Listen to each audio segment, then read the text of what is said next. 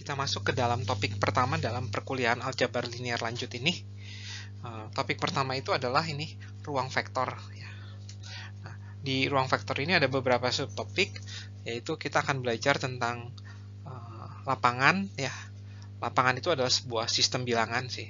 Ya, kemudian kita belajar tentang ini span. Ya, span itu rentang, merentang atau membangun gitu. Nah, kemudian kita belajar tentang definisi subruang vektor, dan yang terakhir kita akan berbicara tentang definisi dari ruang vektor. Nah, untuk 3 topik pertama nih, kita itu berbicara tentang ini, lagi berbicara tentang ruang vektornya itu ini, Rn lah, anggap aja Rn gitu. Rn itu adalah bilangan real yang dikelompokkan kayak gini nih. Jadi kalau R2 kan berarti A, B gitu ya. Jadi R2 kan ini apa kalau bentuk geometrinya. Kalau R3 kan berarti ruang ya. X, Y, Z. Atau koordinatnya berarti ini B, C gitu ya. Nah gini. Ini A, ini B-nya, ini C-nya. A, B-nya. Nah, R4 berarti ada lagi gitu. Jadi khusus untuk 3 subtopik pertama kita lagi berbicara tentang Rn, tapi di topik terakhir nih kita itu berbicara tentang ruang vektor secara umum. Jadi nggak hanya Rn tuh jelas ruang vektor, tapi kita nggak hanya berbicara tentang Rn, tapi berbicara tentang ruang vektor secara umum. Jadi abstrak ya, sangat abstrak. Kita biasa sebut dengan V. Nah, ini adalah definisi lapangan ya, definisi 1.1.1. Ya, silakan dicatat. Nah, jadi lapangan itu adalah suatu himpunan ya, himpunan. Ini abstrak juga nih, himpunan F yang dilengkapi dengan 2 buah operasi. Ya, operasi biasa, operasi tambah dan operasi kali. Ya. Nah, dan punya beberapa aturan ya, atau aksioma gitu. Jadi tepatnya ada 10 aturan ya. Nah, 10 aturan. Ini saya baru sajikan 8 ya. Yang ini tuh aturan terkait dengan operasi pertama, dan yang kedua itu aturan yang terkait dengan operasi kedua ya. 1A itu menyatakan bahwa si himpunan kita kalau kita jumlahkan ya, kita pakai operasi pertama itu, kalau itu harus tetap ada di situ gitu. Ini yang sifat aksioma kedua ini itu menyatakan bahwa sifat komutatif ini adalah menyatakan sifat asosiatif, dan ini menyatakan sifat identitas, bahwa di dalam himpunan F ini ya ada suatu elemen identitas E ya, S1 ya. Sehingga untuk setiap bilangan apapun jika ditambah S1 itu hasilnya tetap A. Nah, yang ini juga sama ya, ini invarian, komutatif, asosiatif, identitas. Nah, kemudian sifat berikutnya yang nomor 3 ini tuh adalah sifat ke-9, itu adalah sifat distributif ya. Jadi A dikali B ditambah C itu harus sama dengan A dikali B ditambah A dikali C. Dan yang terakhir, ini tuh adalah sifat inverse.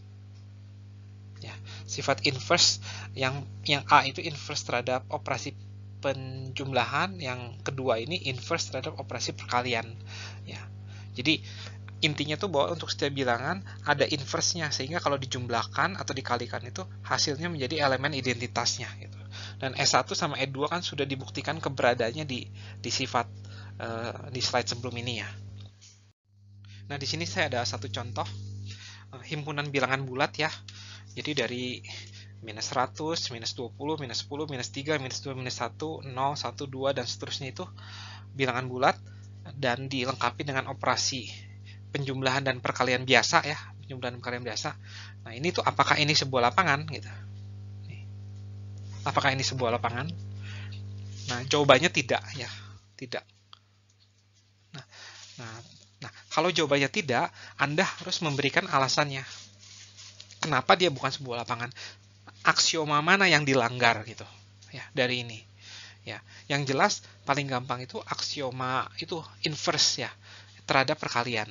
Kalau terhadap penjumlahan, dia selalu punya inverse ya. Jadi kayak 1 inverse-nya minus 1. 2 inverse-nya minus 2. Karena kalau dijumlahkan, hasilnya kan elemen 0, elemen identitas terhadap penjumlahan ya. Nah, elemen identitas terhadap perkaliannya itu adalah 1 ya. 1 dikalikan apapun selalu jadi A ya. Jadi 1 itu adalah identitas terhadap perkalian. Tapi setiap bilangan di sini selain 1 itu nggak punya inverse terhadap perkalian. Contohnya 2. Ada 2 dikalikan A supaya sama dengan 1, ada nggak A-nya gitu? Nggak ada ya. Nggak ada, karena A-nya kita harus ada di bilangan bulat gitu. Nah, kalau di bilangan real, A-nya ada, yaitu setengah. Ya, tapi sayangnya setengah itu tidak ada, bukan di Z ya. Jadi, Z dilengkapi dengan operasi penjumlahan dan perkalian ini bukanlah sebuah lapangan karena tidak memenuhi sifat 4B ya. Tidak ada inverse perkalian. Ya, semoga cukup jelas. Saya masih ada satu contoh lagi, ada beberapa contoh lagi. Berikutnya adalah sebuah contoh bilangan rasional. Bilangan rasional itu adalah bilangan yang bisa dibentuk menjadi sebuah pecahan ya. Nah, contohnya 1/2, 2/3 gitu. Setengah, 2, 6, 7, 7/6 gitu. Itu semua adalah bilangan rasional. Bahkan semua yang ada di Z itu adalah bilangan rasional. Nah, apakah Q dilengkapi dengan operasi ini? Penjumlahan dan perkalian biasa itu adalah sebuah lapangan. Nah, jawabannya adalah ya. Ya. Nah, jadi kalau jawabannya tidak, Anda harus mencari contoh penyangkalnya, sifat mana yang dilanggar. Tapi kalau jawabannya ya, Anda harus membuktikan ke 10 sifat tersebut gitu. Ya. Yang pertama, sifat pertama itu ambil 2 buah bilangan rasional gitu. Buktikan ketika dijumlahkan dua-duanya tetap bilangan rasional gitu ya. A per B ditambah C per D, ya ini pasti dijumlahkan tetap rasional ya. Nah, ini bilangan rasional juga. Ya, 1B ya. 1B itu komutatif ya. Berarti Q1 tambah Q2 ini harus sama dengan Q2 tambah Q1 ya.